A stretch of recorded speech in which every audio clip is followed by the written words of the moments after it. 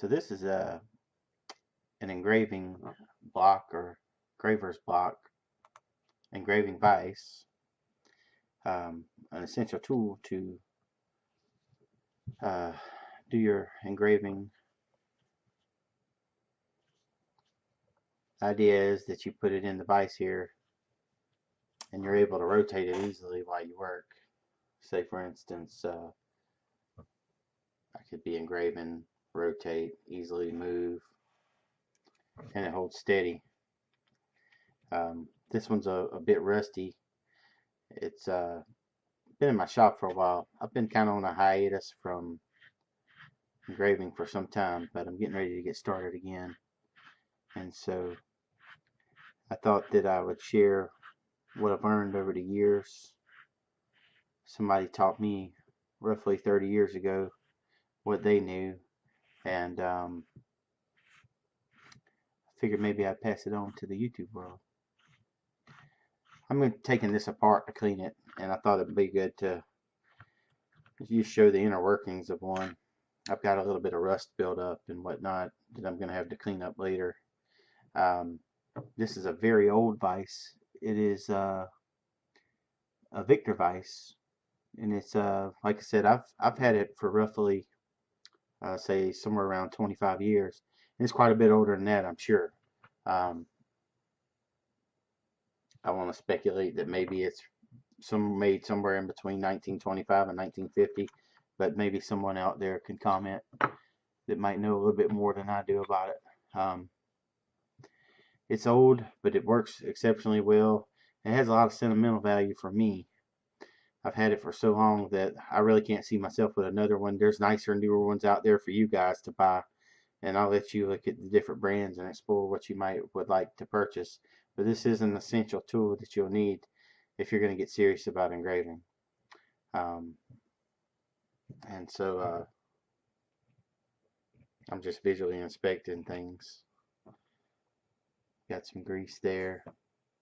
I think I'm going to clean this old grease out a little bit later and put some fresh one in. Not that there's necessarily anything wrong with that one, but um,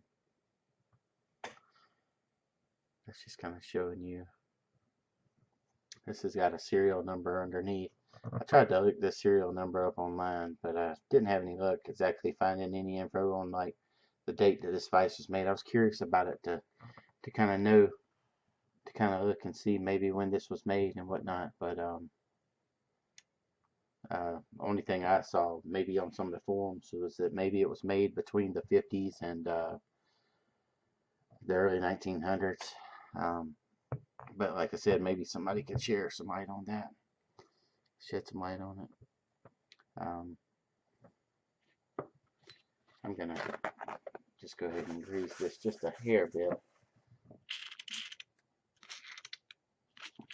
to get it cleaned up a little bit from what it was. Got some. It's really a pretty thing for what it was. Being so old, this was all machined, as you could see. Kind of machine turned right here. It's a very tight fitting unit. Not much play in this. I do have some side to side moving, unfortunately, where this piece is worn. You'll probably noticed with this in here, I'll pull that back out so you can see. You'll see that on some of these older graving blocks. In this one in particular, there's got some side to side wiggle right there. That could be alleviated on this unit by having this piece remachined to tighten the tolerances so that this wouldn't slide back and forth within it. Because the unit actually, this piece isn't actually sliding back and forth. It's just got a little play there. So you know what? Honestly, it doesn't move whenever I've got something in the vise, so it just really doesn't bother me. I'm able to work without this giving me any trouble. And so I'm not really worried about trying to get a piece machined for it or buying a new block. Just keep on using my Victor block. Um, there's a lot of options out there for buying these. There's some on, for the longest time, engraving stuff was very expensive, and you'll see a lot of people out there making their own tools. A lot of people kind of traditionally did that, and not necessarily because perhaps the tools weren't available in the beginning, and then out of necessity because they're so expensive. Because a air pneumatic engraving system may be upwards of over $1,000 for one, and you can make one for $100 to $200 yourself. This graver's block can be quite expensive. I mean, that would be a serious feat of machining to try to make one of these. So I couldn't imagine somebody doing that. But hey, if you wanted to do it, and you had the machines to do it, then you could. But just simply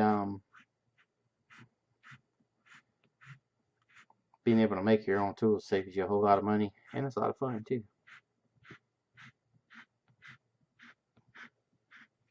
You'll see that this lines up pretty centered.